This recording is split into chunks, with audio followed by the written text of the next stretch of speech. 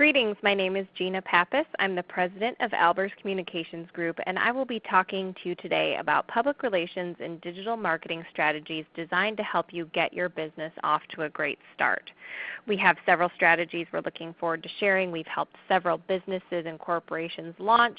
We'll talk about events from grand openings to ribbon cuttings to sales and incentives for your customers today. First, I'm going to start by telling you a little bit about Albers Communications Group. For more than 15 years, Albers has been a trusted partner to our local and national clients. Our team of experts have built a reputation on integrated PR and digital marketing strategies. So whatever we do in the offline space works really well with what we do for our clients in the online space, and we make sure we're sharing the same message and talking in the same voice in all places where we're promoting our clients. We're also very effective storytellers. We have several people with background in the news media who understand what makes a good story. And that news media expertise has led us to work with journalists both locally here in Omaha as well as nationally in every DMA in the country. What we pride ourselves on doing is offering scalable solutions for all types of organizations. So from nonprofits to for-profit companies, from businesses with just a few people to hundreds of people, PR and digital marketing are scalable solutions when it comes to achieving your communications goals. As I said, my name is Gina Pappas. I'm the President of Albers Communications Group. Should you have any questions following this webinar, you can contact me via email at gina@alberscommunications.com. You can follow me on Twitter at Gina Pappas, or you can connect with me on LinkedIn. Here's a look at what we're going to cover today. First, we're going to talk about how to reach your audience when you're new to the market. We'll dive into launch strategies that can apply to any type of business. We'll talk about the different types of media. There are 4 types of media that you need to consider not only when you're launching but as a longer-term solution to your communications strategies. We'll talk about must-have tactics versus nice-to-have tactics. We'll mention crisis planning because it's key whether you're an established business or especially for brand new businesses. And then I'll recap the key takeaways at the end of the webinar.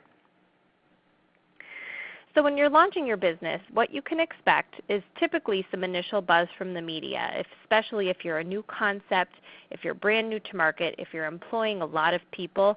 Usually the media is going to have some interest in that type of story. So whether it is organic and happens on its own or it's because you pitch it out, there generally is some initial interest when a new business comes to town.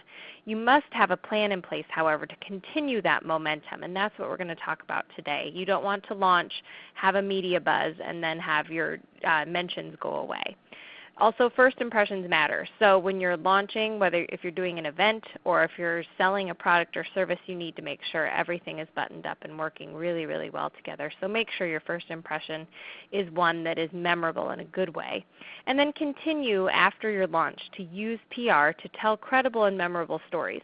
We know from our research that public relations and news stories are seen as more credible forms of media than advertising. They're also more memorable. You're far more likely to tell a friend about a story you read in the newspaper than you are to tell them about an ad you saw while you were watching television. So when it comes to launch strategies, there's a lot of prep work that needs to be done in order to reach your audience. First, you need to know your objectives. If you're brand new to market, often those objectives are things like name recognition and establishing a reputation, building brand awareness. You also need to know your target audience at this point, so identify who you're trying to reach because that's going to help you determine the vehicles you need to use in order to speak to them and to reach them in the places where they're spending their time, whether it's on social media, in the newspaper, through magazines, etc. You also should develop key message points, and this is something that you should have. It's kind of your elevator speech really about your brand. So develop your key message points and get those out early and often when you're talking, whether it's to the media or through your social media content. Share those key messages repeatedly, especially in the beginning, so that you can establish with your audience the exact type of reputation you want to convey right off the bat. You also might want to identify community partners or advocates. We often find for our clients, especially retail or restaurant concepts, that identifying a community partner and working with them lends a charitable note to the promotional strategies and also ends up benefiting and making an impact in the community. So identify who your community partners could be and who you have as advocates in the community, whether it's peers or neighboring businesses, whatever the case may be. Get them to tell your story for you and identify those people before you launch. And then also create your supporting materials. So we're going to talk about using the media, we're going to talk about using digital marketing, but are there other materials that you can use that you can physically hand to them that people will need in order to be reminded that they need to come visit you again or to shop you again or to utilize your business again? So for retail or restaurant concepts, having a grand opening is a must. And you may think, of course, we're going to have a grand opening, we're going to have a party, we're going to do it this way, but you may not be thinking about the PR strategies behind it. Especially for companies or franchises that are new to market, having a media tour and inviting members of the media only to tour your concept before it opens to the public can be a great way to make relationships with the media. It can also be a good way to give them kind of a sneak peek and get some exciting coverage for your concept. You may also want to work with your local Chamber of Commerce, if you're a member, to hold a ribbon cutting. The Chamber of Commerce here in Omaha will come out and do ribbon cuttings. There's a request form that needs to be filled out. We work with the Chamber frequently on this type of request, but they often get people, possibly even politicians locally, to come and visit your ribbon cutting and officially announce and launch your business. And that's always a great photo op. It also can generate interest among the media, among people in your neighborhood, and people who are going to be frequenting your business. Blogger events are another strategy you can utilize to capitalize on your opening. So when you're ready, you invite a select group of highly targeted bloggers to come and visit and experience your store or your restaurant. I know that the Container Store recently opened in Omaha and did something like this, in which they invited bloggers to come and check out the store before it was open to the public, and in turn the bloggers write their review or their perception of the business. So again, this goes back to the previous slide where you want to make sure everything is buttoned up, your message points are conveyed, and those first impressions are going to be 100% positive before you have an event in which you're inviting bloggers to share their opinions with their audiences about it. But it can be a great way to spread the word about what you're doing. If you're a restaurant, it could be a great way to get people in to try the food and let them tell your story to their audience. And incentives. You don't want people to visit once and never come back, of course, so you may want to consider a coupon strategy, a repeat visit strategy, or overall just a positive experience with your business from the minute they walk into the door, so that they feel like they're welcome and they feel positive about it and that they want to come back. So now we're going to talk about the 4 types of media that I mentioned earlier. They are earned media, owned media, paid media, and shared media. And I'll talk you through some examples of each. Earned media, as we define it, is media that you earn through your relationships, through telling your story, through pitching the media. It's different from paid because you're working to tell a story and you're working to earn the coverage from your local media or whoever, it may be a blogger. But typically we talk about it in terms of working with television, newspaper, radio, magazine types of media. So a news story is a great example of earned media. Oftentimes television stories are repurposed and placed online. Oftentimes from there they are shared on the news station's social channel, so you can get a lot of mileage out of an earned media strategy. And we consider it a must for any business that's opening or new to the market. Owned media is something to consider as well. And owned media we define as channels that you own and that you fully control the message. So differing from earned media, you don't fully control the message. You're not going to see the story before it runs. You're not going to have approval or editorial control. But through owned media vehicles such as video or your website even, you have full control of the message. You can say what you want to say, and it empowers you to tell your own story. So if you're new to market and you want to have that knock it out of the park first impression, utilizing owned media obviously through your website as a channel, but visualizing it even more and bringing it to life through video is a great tool to consider. Shared media are your social platforms. And we call these shared because even though you may be controlling the content that you're pushing out, you don't have any control over what is commented on, how it's shared, or how it's consumed. And there's an interactive element to social media that makes it shared. So be aware of that. Your Facebook page or your Twitter isn't something that you necessarily control 100%. And definitely don't close it down to comments because you do want to control it. You need to leave your dialogue open. You need to leave your comments open on your social channels so that you can interact with people and you can learn how they're feeling, whether it's positively or negatively about your business when you're new to market. And then lastly is paid media. And we really see paid media as supplemental to all of these other strategies. It's never a strategy that we recommend first, but we do see a place for paid media, especially in the social space. If you're trying to boost awareness or reach people in a very targeted segment of your market, you can effectively utilize paid media such as Facebook advertising, for example, to narrow down people based on age, education level, interest, and it's quite cost effective to do this. So in certain cases, paid media can work very well to supplement your earned, owned, and shared strategies, but it's not a strategy that we generally recommend leading with.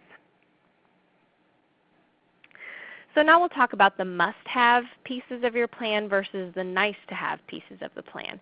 And this can all differ depending on your business, your market, the timing of your opening or your launch. But as we see it, you must have a social media and a digital marketing strategy in place. That's how people primarily consume news, at least for their initial touch point with the news. It's often scrolling through Twitter, scrolling through Facebook, seeing it pop up through their news channels that way, and then they may tune in later to see the full story. But you really need to have a digital presence. And it's important when you're considering your digital presence not to jump into every social channel right away. You need to think about where your target audience spends their time, how they consume their news, and focus your greatest digital marketing efforts on those strategies. Also, a media relations strategy, again, you're going to have that built-in interest with the media when you're new to market. You need to capitalize on it with a media relations strategy by getting to know your local media, by pitching them stories, not just when you launch, but from an ongoing standpoint, so that they see the value that you're bringing to the market. And then crisis planning, which I will get into next.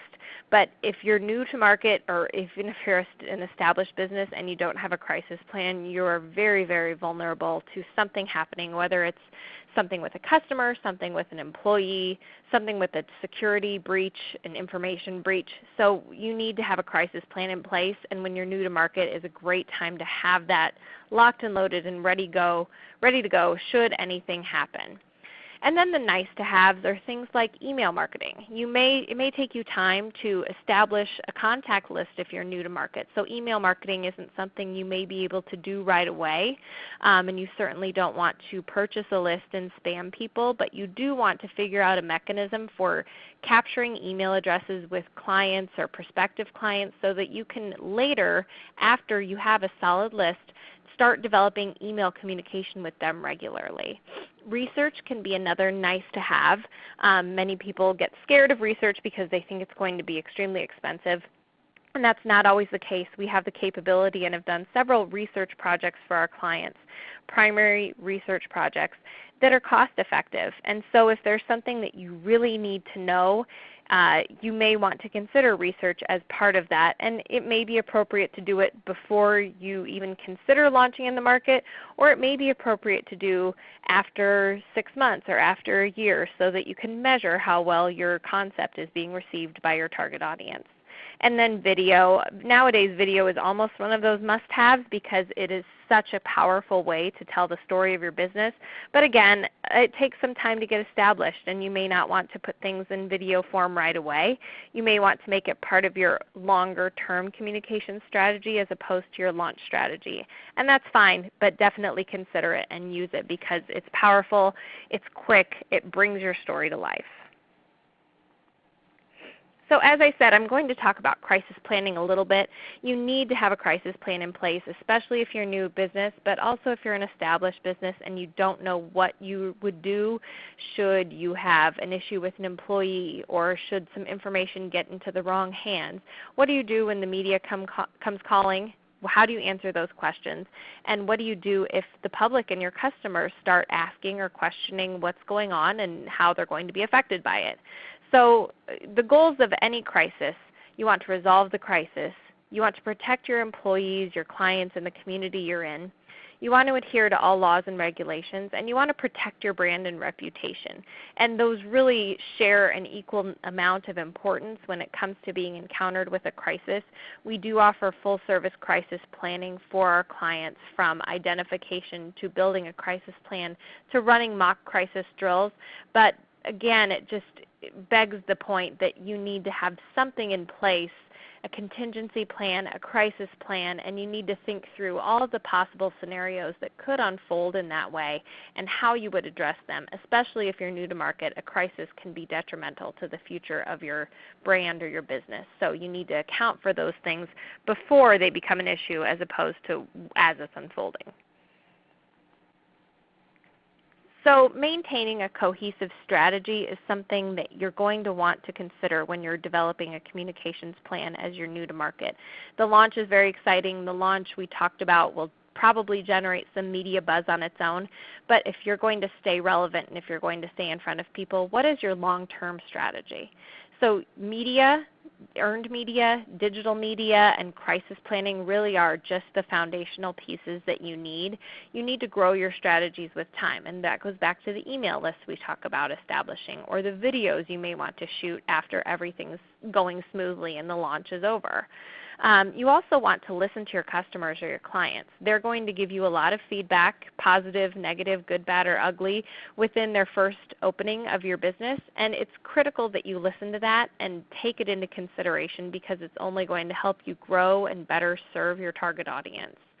And then based on what they're saying, especially the positive things, you can create meaningful content based on the feedback that you're getting. So you want to share that content on your social channels. You want to develop media stories that emphasize that content. Just understanding what resonates with people by listening to them is going to help you better serve them and create a brand that better aligns with where they want to be and what kind of business they want to do, and they're going to want to do it with you. And then you need to plan each year with clearly defined goals.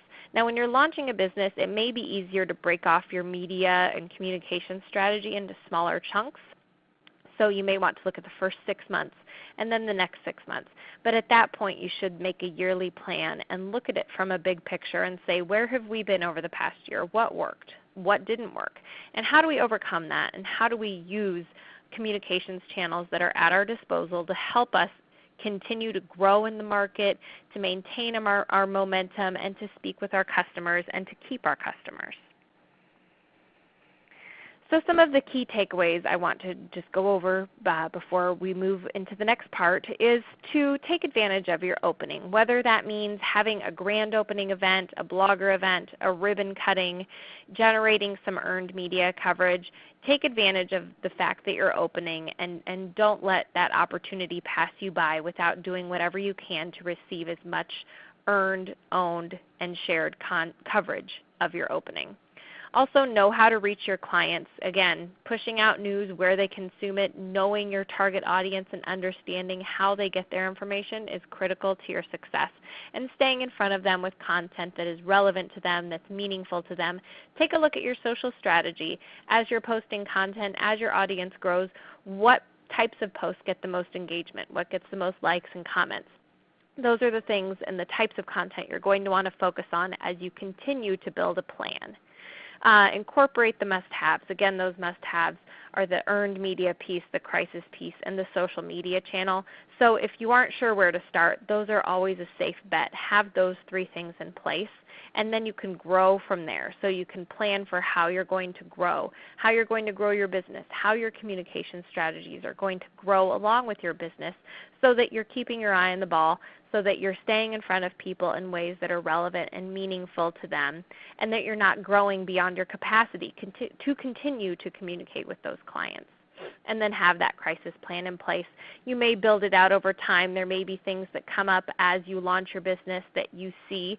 A crisis plan is something that should be tweaked and worked with on a regular basis as you're doing your communications planning every year. So it's something that's modified. It's not something that you do once and set it aside. You need to modify it as you go. So have that crisis plan in place before things become a liability. I just briefly want to go over with you our public relations services. You can see them here on this slide, but we offer everything from research, like I said earlier in the call, to strategic planning, media training. When you're new to market, media training can be critical because you probably, if you're new, haven't been in front of the local media here, and perhaps you've never been on camera or you've never been interviewed by a newspaper reporter, and there really is a science to it. We have a media training exercise that we encourage all of our clients to go through because it is invaluable and so great to see what people learn from the beginning of that exercise to the end. But if you've never been formally media trained and you aren't sure what you should do on camera, it's invaluable, especially when you're new to market. Community relations, crisis management, speaker training and placement, and fundraising communications are also part of our PR services. Our digital services include digital planning and strategy, social media platform management, from content development to comment moderation to reputation management. We will handle everything on the social side for our clients: blog development, email marketing, and website development and ongoing management. And then we also have a full-service video production team in place, from pre-production to concept, scripting, post-production, editing. We do it all here in-house. So before we dismiss today, I just want to share about our next webinar, which will be at the end of November. It's called Earned and Owned Media versus Paid Media, and this may sound a little familiar because I talked about the 4 types of media in this webinar. But earned and owned media, we truly believe, have a much stronger place in the market than simply relying on a paid media strategy. So if you're interested in that webinar, you can visit alberscommunications.com/learning-opportunities to pre-register. That will be Wednesday, November 30th at 10 a.m. Central. Thank you so much for joining us today. Really appreciate you taking the time to listen to what we have to say about how to best launch your communication strategy when you're new to market. Should you have any questions, you can reach us at alberscommunications.com. My email is gina@alberscommunications.com, and I can be reached at 402-292-5553 extension 9. Thanks for your time and have a great day.